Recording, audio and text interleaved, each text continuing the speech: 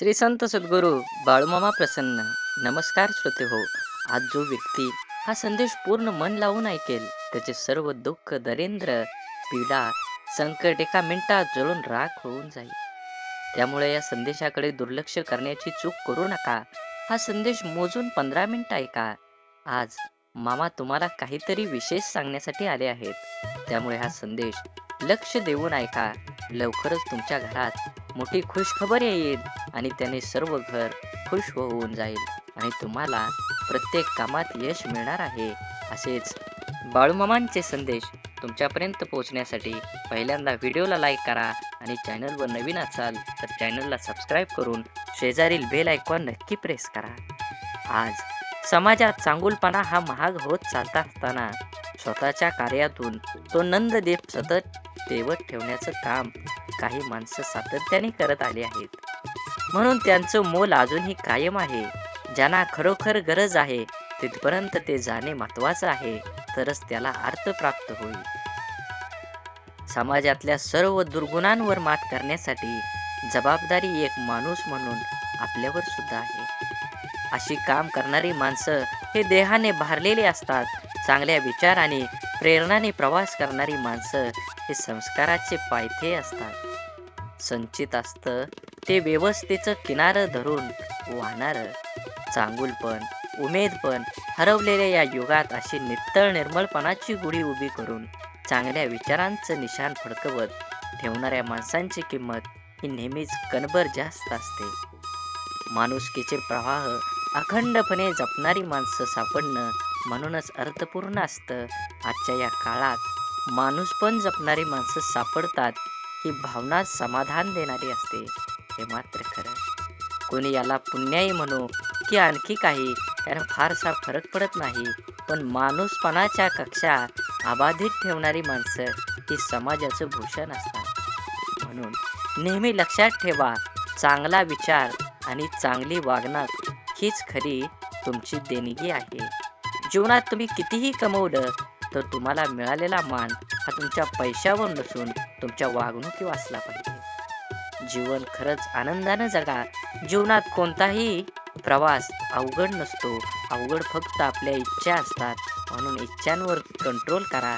नक्कीच तुमच्या जीवनामध्ये आनंद आणि यश हे भरभरून मिळणार आहे. आणि कमेंटमध्ये बाळूमामा प्रसन्न लिहायला विसरू नका. बाळूमामा म्हणतात, जीवन जगत असताना आयुष्यात वेगवेगळी माणसं भेटतात. त्यातील काही माणसांना सांभाळत राहायचं असतं आणि काही माणसांपासून सांभाळून राहायचं असतं. बुद्धी सगळ्यांकडे असते, पण तुम्ही चलाकी करता की इमानदारी हे तुमच्या संस्कारावर अवलंबून असतं. चलाकी 4 दिवसच चमकते आणि इमानदारी आयुष्यभर. आयुष्यात एखाद्याला रडवून कितीही पूजापाठ होम हवन केलं तरी काही एक फायदा होणार नाही. पण जर रोज एखाद्याच्या चेहऱ्यावर हसू आणलं तर साधी अगरबत्ती सुद्धा लावायची गरज पडणार नाही. इतिहासात भविष्य शोधत बसायचं की भविष्यात इतिहास घडवायचा, सर्वस्वी आपल्या हातात आहे. तुम्ही मागे जाऊन तुमचा भूतकाळ बदलू शकत नाही, पण तुम्ही आज जिथे आहात तिथे एक नवीन सुरुवात नक्कीच करू शकता आणि तुमचं भविष्य बदलू शकता. गैरसमजुतीचा फक्त एक क्षण खूप धोकादायक ठरू शकतो, कारण काही मिनिटांमध्येच आपण एकत्र घालवलेल्या 100 सुखांचा क्षणांचा तो विसर पाडतो. म्हणून गैरसमज टाळा. जर प्रत्येकाने आपला विचार करताना दुसऱ्यांच्या मनाचा विचार केला तर नात्यात किंवा मैत्रीत कधीच दुरावा किंवा वाईटपणा येणार नाही. म्हणून हृदयातल्या मंदिरात अंधार असेल तर तुम्ही जगातल्या कुठल्याही मंदिरात कितीही दिवे लावा, काहीही उपयोग होणार नाही. राग आणि प्रेम व्यक्त केलं जातं तिथेच आपलं कोणीतरी असतं. भले यशस्वी होण्यासाठी खात्री नसेल, परंतु अभ्यास, चिकाटी व संघर्ष करण्याची प्रेरणा नक्कीच असली पाहिजे. आपल्या जन्माने मृत्यूला शोधण्यासाठी लावलेला वेळ म्हणजेच आपलं आयुष्य आहे. सुंदर आयुष्य सहज घडत नसतं, तर ते जाणीवपूर्वक घडवावं लागतं. ते म्हणजे प्रार्थनेतून, माणुसकीतून, प्रेमातून, त्यागातून आणि सर्वात महत्त्वाचं म्हणजे कृतीतून घडत असतं. आकाशातील ग्रह पृथ्वीवरील माणसांवर परिणाम करतात की नाही ते माहीत नाही, परंतु पृथ्वीवरील माणसं एकमेकांबद्दल जे ग्रह करून घेतात ते मात्र माणसाच्या जीवनावर निश्चितच परिणाम करतात.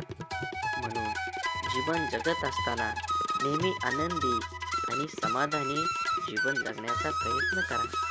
माणुसकी धर्म सोडू नका. जुनं शांत राहून संपवायचं आणि नवीन चांगलं निर्माण करायचं. ही बेरीज वजाबाकी ज्याला जुळली तोच आयुष्यात यशस्वी होऊ शकतो. आयुष्य चांगल्या प्रकारे जगण्यासाठी आपल्याला काही अपघातांना, काही गोष्टींना, आपल्या जीवनातील काही लोकांना, त्यांच्या बोलण्याला, वागण्याला दुर्लक्ष करता आलं पाहिजे. प्रत्येक क्रियेवर प्रतिक्रिया व्यक्त करणं आवश्यक नसतं. कधी-कधी आपल्या काही प्रतिक्रिया आपल्याला केवळ वेदनाच देऊन जातात. त्यामुळे आपलं नुकसान करतात. अहंकार व रागाच्या भरात देऊन आपलंच नुकसान करतात. अहंकार व रागाच्या भरात आपण इतरांना अद्दल घडवण्याच्या मानसिकतेने इजा करण्याचा प्रयत्न करतो. पण आपल्याला नंतर कळतं की आपण स्वतःचेच नुकसान केलेले आहे. लोहाराच्या बंद दुकानात एक साप घुसला. तिथे पडलेल्या एका करवतीमुळे त्याला जखम झाली. सापाने मागे वळून आपल्या पूर्ण ताकदीने करवतीला चावण्याचा प्रयत्न केला. सापाच्या तोंडातून रक्त वाहू लागलं. तरीही सापाने करवतीला स्वतःला गुंडाळून मारण्याचा परिपूर्ण प्रयत्न केला. दुसऱ्या दिवशी जेव्हा लोहाराने दुकान उघडलं तेव्हा त्याला करवतीभोवती गुंडाळलेला मेलेला साप दिसला, जो स्वतःच्या रागाचा आणि अहंकाराचा बळी पडला होता. आपल्या आयुष्यात आतापर्यंत आपण कळत नकळत अनेक चुका केलेल्या असतात, ज्या आपण विसरून गेलेलो असतो. परंतु आपल्या वाईट कर्माचं फळ हे ठरलेलं असतं. आपल्या चांगल्या वाईट प्रत्येक कर्माची नोंद आपल्या खात्यात जमा होत असते. आपल्या चुकांची, वाईट कर्मांची फळं करवतीच्या रूपात समोर येत असतात, जी वर्तमानात जरी आपली चूक नसली तरी आपल्याला किरकोळ इजा करतात. अशा वेळेस करवतीला दोष देऊन आणखी जास्त नुकसान करून घेण्यापेक्षा तिच्याकडे दुर्लक्ष करायला शिकलं पाहिजे. भूतकाळात करून ठेवलेल्या कर्म बदलता येत नाही. ते करवतीच्या रूपात 100% आपल्या समोर येतातच. म्हणून चांगलं कर्म करा. योग्य ते फळ मिळणार आहे आणि शेवटी कर्माचाच हिशोब होत असतो. तुम्ही किती संपत्ती कमवली, तुम्ही किती प्रॉपर्टी कमवली, तुम्ही किती बँक बॅलन्स कमवला, हे कधीच विचारात घेत नाही देव. देव फक्त तुमचं पुण्य आणि तुमचं पाप हे तुमच्या कर्मावर अवलंबून असतं. म्हणून नेहमी आपल्या पुण्याचं पारडं हे जास्तीत जास्त असलं पाहिजे, तरच तुम्हाला या जीवनात आनंद घेता येऊ शकतो. म्हणून जीवन जगत असताना आपल्या काही अहंकार, राग, वेदना या सोडून दिल्या पाहिजेत. समाधानी आणि सुखकर जीवन जगण्याचा प्रयत्न केला पाहिजे. आपण भूतकाळात करून ठेवलेल्या चुका, वाईट कर्म बदलता येत नाही आणि त्यांचे समोर येणारे परिणामही टाळता येत नाही. चुकीच्या वागण्याचे भोग हे भोगूनच संपवावे लागतात. त्यापासून कोणाचीही सुटका होत नाही. कितीही देवदेव केलं तरी देव सुद्धा त्यापासून आपल्याला वाचवू शकत नाही. मग वर्तमानात तुम्हाला प्रश्न पडत असेल, देवाची प्रार्थना का करायची? जर देव आपल्याला येणाऱ्या संकटातून वाचवू शकत नाही, तर देवाची आराधना का केली पाहिजे? मनाची शक्ती वाढवण्यासाठी नक्कीच तुम्ही देवाची आराधना करायला हवी. आपल्या सोबत आणि आपल्या आजूबाजूला घडणाऱ्या वाईट गोष्टींसाठी इतरांना आणि आपल्या परिस्थितीला जबाबदार न धरता, ते आपल्याच मागच्या चुकीच्या कर्माचं फळ आहे हे समजून त्याला स्वीकारत सामोरं जाण्याची मनाची शक्ती प्रचंड सकारात्मक असावी लागते, जी योग, ध्यान, नामस्मरण करून वाढवता येते. देवाची आराधना करायला सुरुवात केल्यावर आत्मचिंतन करण्याची सवय लागते. आपण कुठं चुकलो, काय योग्य आपण करू शकलो असतो, असा विचार करण्याची सवय लावून घेतली तर योग्य, अयोग्य, चूक बरोबर याची जाणीव होऊ लागते. त्यामुळे मनाला योग्य विचार आणि योग्य कृती करण्याची, आपल्या हातून घडण्याची शक्यता कमी होत जाते. आपल्या कर्माच्या खात्यातील वाईट कर्माचं गाठोडं आणखी मोठं न करता ते हलकं होत जाईल. होऊन गेलेल्या चुकांसाठी देवाकडे माफी मागून समोर आलेली शिक्षा कुठलीही तक्रार न करता भोगून संपवायची आणि वर्तमानात त्या चुका न करता नवीन चांगलं कर्म करत राहिल्याने पुढे येणारी आपली वेळ, भविष्य सुखकर करण्याची देवाची आराधना केल्याने आपल्याला नक्कीच मिळू शकते. आभार व्यक्त केल्याने चांगल्या गोष्टी जीवनात आकर्षित होतात आणि टिकून राहतात. जीवनात मिळालेल्या प्रत्येक गोष्टीचे आभार व्यक्त केले पाहिजे. आपले आई वडील, भाऊ बहीण, जोडीदार, मित्र, मैत्रिणी, मुलं, नातेवाईक, आपलं घर, आपलं व्यवसाय, आपली गाडी, अशा प्रत्येक गोष्टीचे, आपल्या जीवनातील प्रत्येक व्यक्तीचे आभार व्यक्त केल्याने सकारात्मकता वाढण्यास सुरुवात होते. जास्तीत जास्त 5 मिनिटात आपण मिळालेल्या सर्व गोष्टींचे आभार व्यक्त करू शकतो. त्यानंतर दिवसभर आपल्याला काय करायचं आहे याची नोंद देण्यास सुरुवात केली पाहिजे. सुरुवातीला काय लिहावे सुचत नाही, त्यामुळे सर्वप्रथम तारीख टाकून किती वाजता आपण उठलो हे रोज लिहून ठेवण्याची सवय स्वतःला लावली पाहिजे. जमेल तसं दिवसभराचं नियोजन, महत्त्वाच्या कामांची यादी, खाण्याची, झोपण्याची वेळ निश्चित करून लिहून ठेवावी. सुरुवातीला अगदी ठरवल्याप्रमाणे सर्व गोष्टी होत नाहीत.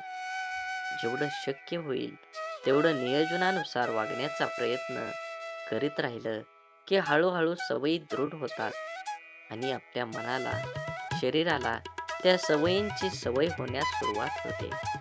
घरकामाचं नियोजन, व्यवसायाचं नियोजन, खर्चाचं, पैशाचं नियोजन, हिशोब ह्या गोष्टींच्या नोंदी करून ठेवायची सवय लावल्याने जीवनात आश्चर्यकारक सकारात्मकता येते. साधारण 10 ते 15 मिनिटात या सर्व गोष्टींचा विचार करून आपण त्या लिहून ठेवू शकतो. त्यानंतर निरोगी शरीरासाठी, शरीरातील ऊर्जा वाहती ठेवण्यासाठी, आनंदी, स्वस्थ, कणखर राहण्यासाठी शक्य असेल ते चालणे, धावणे, योगा, जिम करणे किंवा पोहणे, कोणत्याही प्रकारे अर्धा ते पाऊण तास व्यायामासाठी दिला पाहिजे. सकाळी लवकर उठणं, ध्यान, व्यायाम, दिवसभराचं नियोजन करणं या सवयी आपलं आयुष्य बदलून टाकतात. पहाटेचा 1 तास स्वतःसाठी या सर्व गोष्टींसाठी दिला तर राहिलेल्या 23 तासाचं युद्ध आपण अगदी सहज योग्य प्रकारे जिंकू शकतो. म्हणून आपल्या आयुष्याला रंगरूप, चव देण्याचं काम हे आपल्या भावनांचं आहे. आपल्या आयुष्यातील प्रत्येक सुखदुःखात, यश अपयशात सर्वात महत्त्वाची भूमिका आपल्या भावनांची असते. एखाद्या कृतीवर, घटनेवर आपण जो विचार करतो, जी प्रतिक्रिया देतो, ती असते आपली भावना. एखाद्या गोष्टीबद्दल, व्यक्तीबद्दल आपल्याला काय वाटतं याचा विचार आपण भावनेच्या स्वरूपात व्यक्त करतो. आनंद, सुख, समाधान, शांती, प्रेम या सकारात्मक भावना, तर राग, लोभ, मोह, माया, मत्सर, तिरस्कार या आपल्या नकारात्मक भावना आहेत. प्रेम आणि तिरस्कार या आपल्या 2 भावनांवर आपल्या जीवनाचं बरंचसं गणित अवलंबून आहे. या भावना सांभाळता आल्या तर आपलं संपूर्ण आयुष्य आपण अगदी व्यवस्थितरित्या सांभाळू शकतो. आपल्या या 2 भावनांवर आपल्याला नियंत्रण मिळवता आलं तर आपल्या संपूर्ण आयुष्यावर आपण नियंत्रण मिळवून जग जिंकू शकतो. आपल्या भावना समजून घेणं, त्या कशा आणि का निर्माण होतात, त्या निर्माण करणं आपल्या हातात आहेत की इतर कोणाच्या हातात, या गोष्टी समजून घेतल्या तर आपलं जगणं सोपं आणि आपलं आयुष्य सुंदर होईल.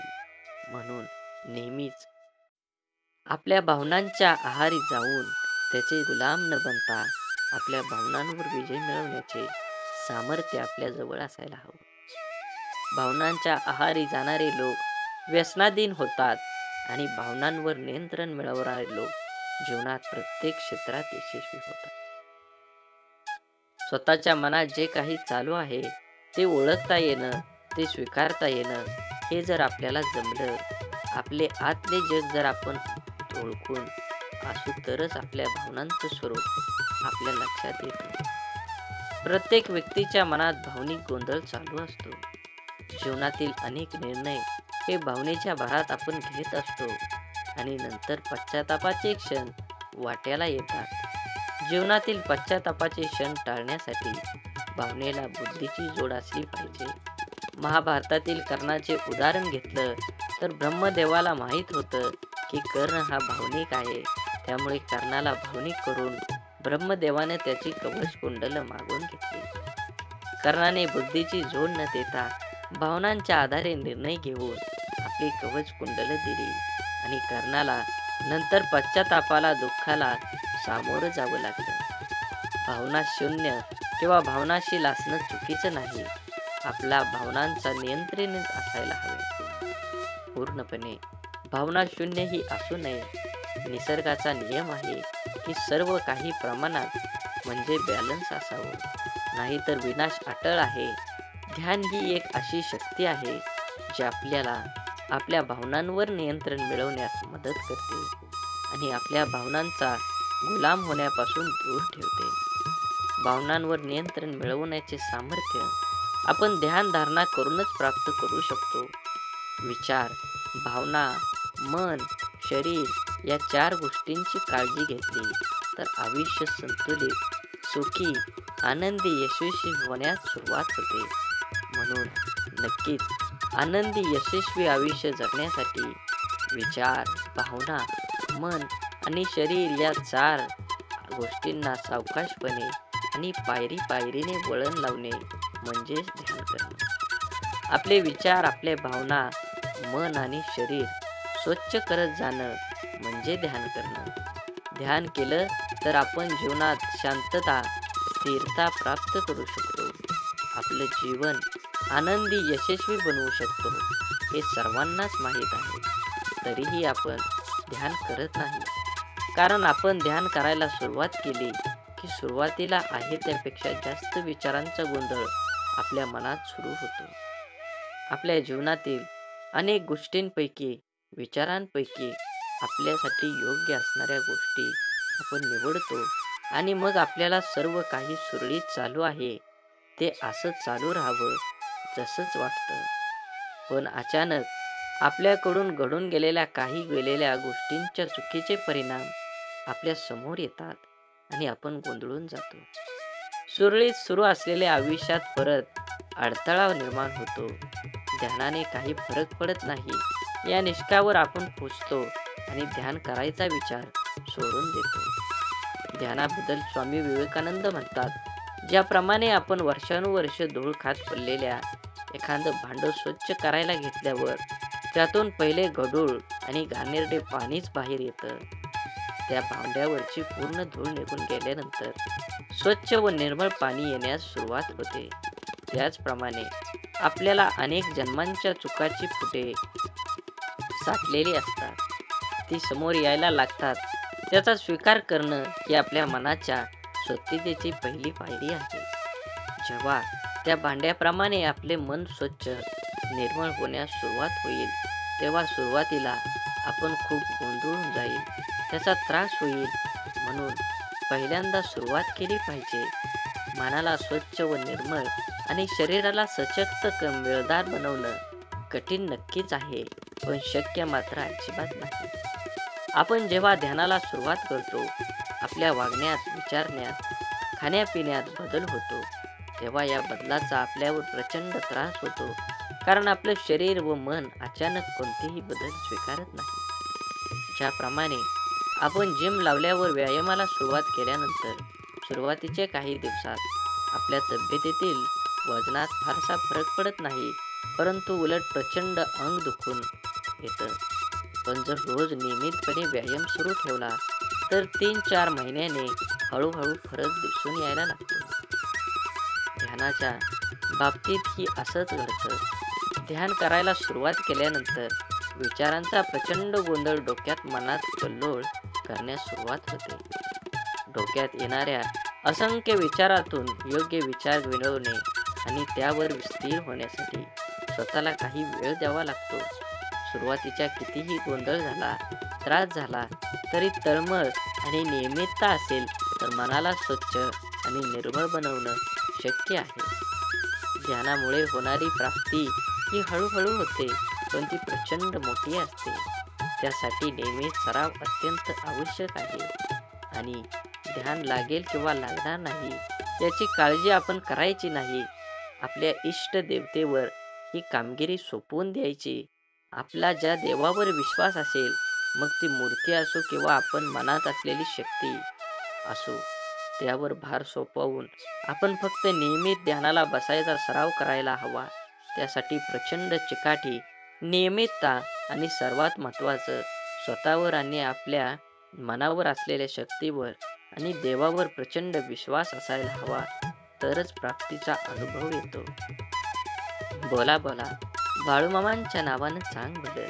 झाडे लावा, झाडे जगवा, माती वाचवा, पाणी वाचवा. सेव्ह अर्थ आणि मनात मामांबद्दल आणि देवाबद्दल भाव असेल तर नक्कीच व्हिडिओला लाईक करा, चॅनलला सबस्क्राईब करा आणि कमेंटमध्ये बाळूमामा प्रसन्न लिहायला विसरू नका. धन्यवाद.